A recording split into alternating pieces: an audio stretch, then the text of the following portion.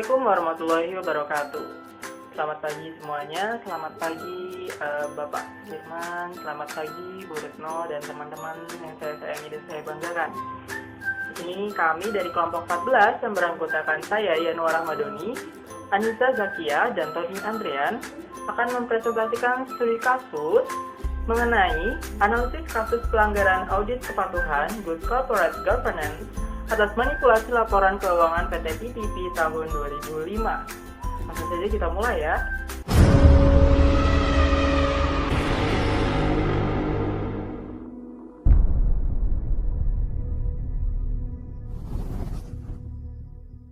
Dewasa ini, dunia bisnis dan ekonomi sudah berkembang semakin pesat. Para pelaku bisnis kini menghadapi tantangan yang semakin beragam, mulai dari munculnya perusahaan-perusahaan pesaing, perusahaan-perusahaan asing, maraknya praktik korupsi, kolusi, dan nepotisme, serta berbagai kecurangan yang dapat membahayakan sisi internal maupun eksternal perusahaan. Lalu, dengan adanya audit kepatuhan, setiap elemen pengendalian internal yang ada dalam perusahaan dapat auditor amati. Apakah pokok pembahasan tertentu telah sesuai dengan otoritas ataupun regulasi peraturan perundang-undangan yang berlaku. Pada kesempatan kali ini, kelompok kami akan membahas kasus pelanggaran audit kepatuhan PT PPP yang terjadi pada tahun 2005 silam yang dikabarkan bahwa PT PPP telah melakukan manipulasi laporan keuangannya. Melansir dari Tempo, PT PPP terdeteksi adanya kecurangan dalam penyajian laporan keuangan. Ini merupakan suatu bentuk penipuan yang dapat menyesatkan investor dan stakeholder lainnya. Kasus ini juga berkaitan dengan masalah pelanggaran kode etik profesi akuntansi.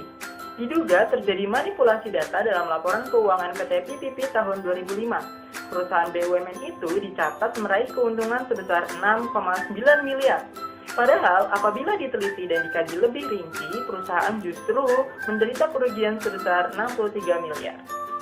Hal tersebut jelas menciderai citra PT PPP sebagai salah satu BUMN yang patut mencerminkan adanya GCG atau Good Corporate Governance.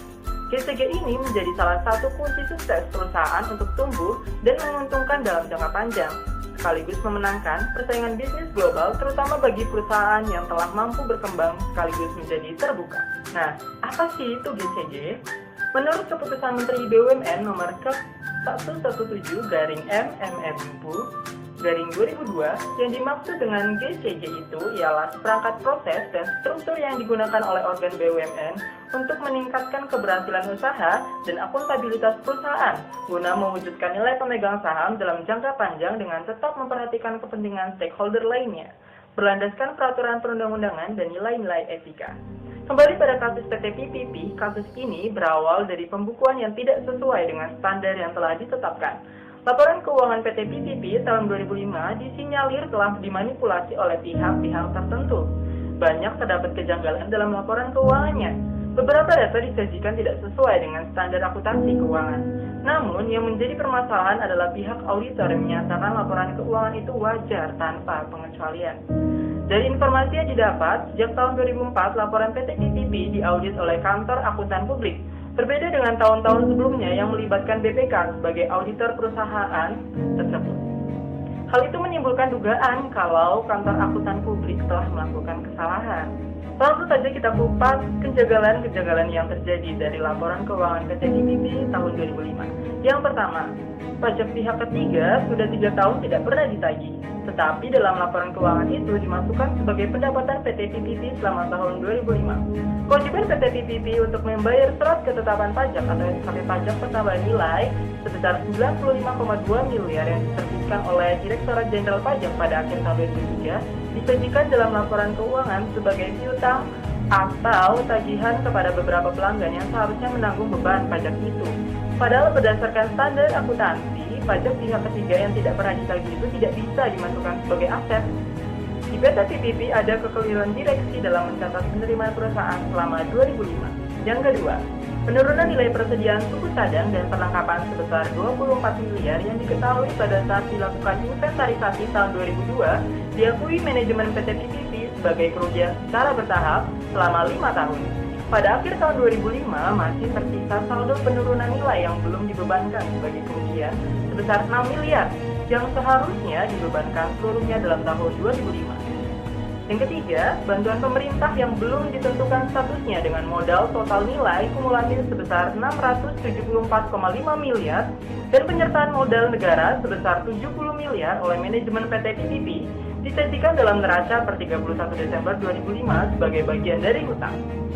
Yang keempat atau yang terakhir ialah manajemen PT PTP tidak melakukan persadangan kerugian terhadap kemungkinan tidak tertagihnya kewajiban pajak yang seharusnya telah dibebankan kepada pelanggan pada saat jasa angkutannya diberikan PT PTP tahun 1998 sampai 2003. Demikian presentasi dari saya. Selanjutnya akan disampaikan oleh rekan saya yakni Anissa Zakia. Kepada Anissa Zakia, waktu dan tempat dipersilakan. Baik, terima kasih Yanuar. Di sini saya Anissa Zakia Nur ingin melanjutkan presentasi dari Yanuar, yaitu 4 kondisi yang membuat perlunya dilakukan audit independen atas laporan keuangan. Yang pertama ada pertentangan kepentingan. Banyak pengguna laporan keuangan yang memberikan perhatian atas adanya pertentangan kepentingan aktual maupun potensial antara mereka sendiri dan manajemen entitas. Oleh karena itu, para pengguna mencari keyakinan dari auditor independen luar bahwa informasi tersebut yang pertama telah bebas dari bias untuk kepentingan manajemen. Yang kedua yaitu netral untuk kepentingan berbagai kelompok pengguna. Yang kedua yaitu konsekuensi. Laporan keuangan yang diterbitkan menyajikan informasi yang penting dan dalam beberapa kasus merupakan satu-satunya sumber informasi yang digunakan untuk membuat keputusan investasi yang signifikan, peminjaman, serta keputusan yang lainnya. Oleh karena itu, para pengguna meyakini laporan keuangan tersebut memuat sebanyak mungkin data yang relevan. Yang ketiga yaitu kompleksitas. Masalah akuntansi dan proses penyusunan laporan keuangan telah menjadi sedemikian kompleks. Standar akuntansi dan pelaporan untuk sewa guna usaha, pensiunan, pajak penghasilan, dan laba bersaham merupakan contoh-contoh dari kompleksitas yang ada. Yang keempat, keterpencilan. Para pengguna laporan keuangan, bahkan pengguna yang paling handal sekalipun, menganggap tidak praktis lagi untuk mencari angka langsung pada catatan akuntansi guna melaksanakan sendiri verifikasi atas asersi laporan keuangan karena adanya faktor jarak, waktu, dan juga biaya. Kembali lagi ke permasalahan GCG, menurut KNKG yaitu Komite Nasional Kebijakan Governance, ada 5 asas yang tercantum di dalam Pedoman Umum GCG, yaitu yang pertama transparansi. Transparansi yaitu perusahaan harus menyediakan informasi yang material dan relevan dengan cara yang mudah diakses dan dipahami oleh pemangku kepentingan. Perusahaan harus mengambil inisiatif untuk mengungkapkan tidak hanya masalah yang disyaratkan oleh peraturan perundang-undangan, tetapi hal penting untuk pengambilan keputusan oleh pemegang saham, kreditur, dan pemangku kepentingan lainnya. Yang kedua yaitu akuntabilitas. Akuntabilitas adalah perusahaan harus dapat mempertanggungjawabkan kinerjanya secara transparan dan wajar, dan juga merupakan prasyarat yang diperlukan untuk mencapai kinerja yang berkesinambungan. Yang ketiga yaitu responsibilitas. Responsibilitas adalah perusahaan harus mematuhi peraturan perundang-undangan serta melaksanakan tanggung jawab terhadap masyarakat dan lingkungan.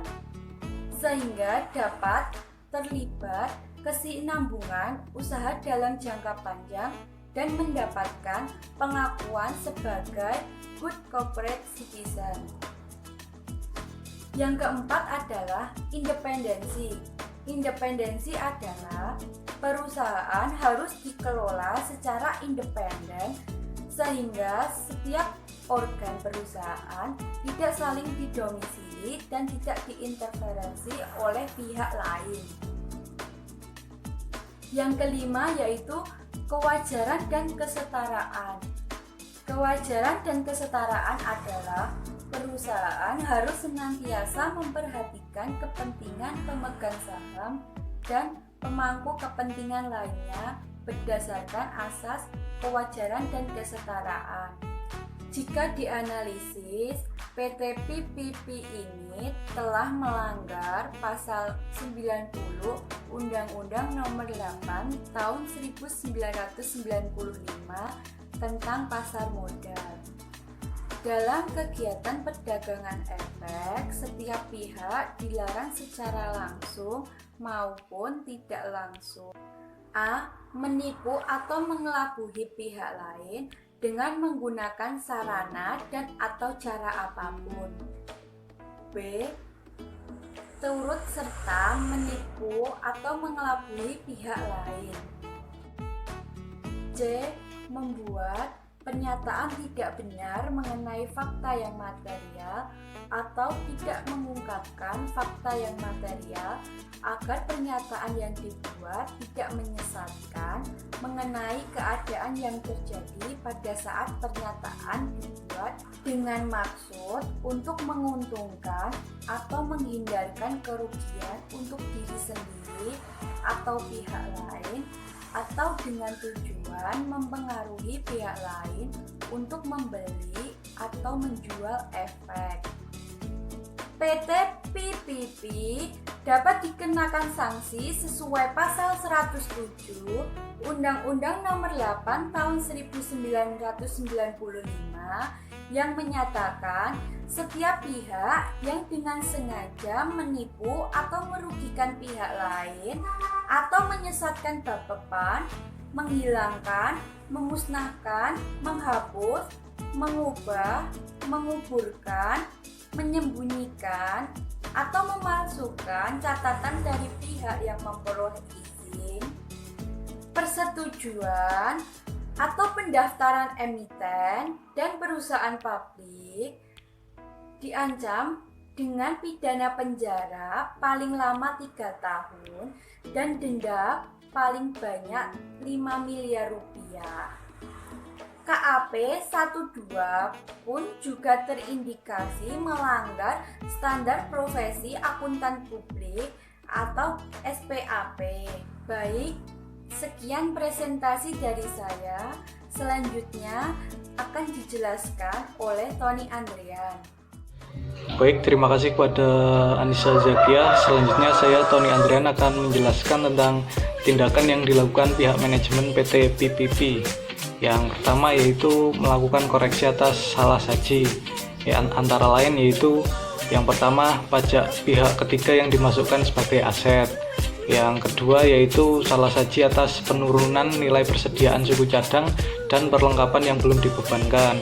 Selanjutnya yang ketiga yaitu koreksi atas bantuan pemerintah yang seharusnya disajikan sebagai bagian modal perseroan. Kemudian yang kedua yaitu meminta maaf kepada stakeholders melalui konferensi pers dan berjanji tidak mengulangi lagi di masa yang akan datang. Kemudian yang selanjutnya itu tindakan yang dilakukan oleh KAP 12. Yang pertama yaitu melakukan jasa profesional sesuai SPAP atau Standar Profesional Akuntan Publik, di mana tiap anggota harus berperilaku konsisten dengan reputasi profesionalnya dengan menjauhi tindakan yang mendiskreditkan profesi koreksi. Kemudian yang kedua yaitu melakukan koreksi atas opini yang telah dibuat sebelumnya. Terus yang ketiga yaitu melakukan konferensi pers dengan mengungkapkan bahwa oknum yang melakukan kesalahan sehingga menyebabkan opini atas laporan keuangan menjadi tidak seharusnya telah diberikan sanksi dari pihak otorisasi.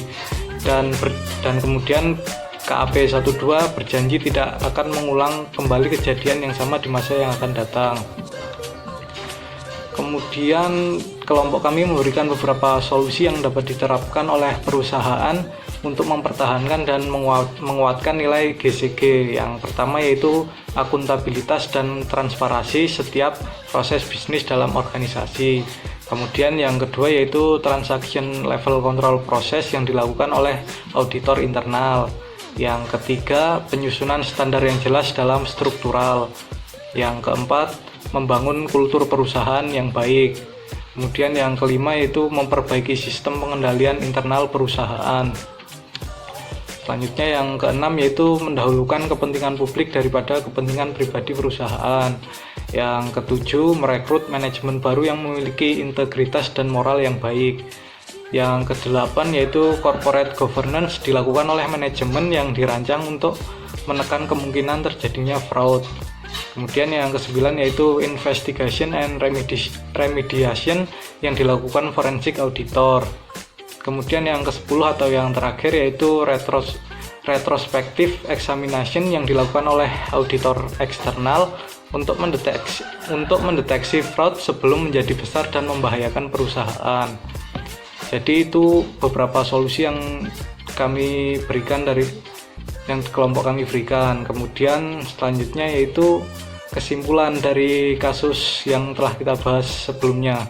Jadi kesimpulan dari kasus ini yaitu PT PPP selaku salah satu perusahaan yang termasuk perusahaan BUMN telah melakukan pelanggaran audit kepatuhan terkait good corporate governance atas kasus manipulasi laporan keuangannya. Kemudian KAP yang mengaudit laporan keuangannya pun turut melatar belakangi terjadinya kasus ini. Baik PT PPP maupun KAP 12 telah dikenai sanksi sesuai dengan peraturan perundang-undangan yang berlaku. Jadi prinsip dasar GCG ini sangat penting sekali untuk dipegang teguh dan terus diterapkan guna menjaga nilai perusahaan di masa depan. Jadi harapannya semoga kasus ini bisa menjadi pembelajaran untuk kita semua agar selalu patuh terhadap peraturan ataupun payung hukum yang berlaku. Mungkin sekian presentasi dari kelompok kami, kurang lebihnya kami mohon maaf. Terima kasih. Wassalamualaikum warahmatullahi wabarakatuh.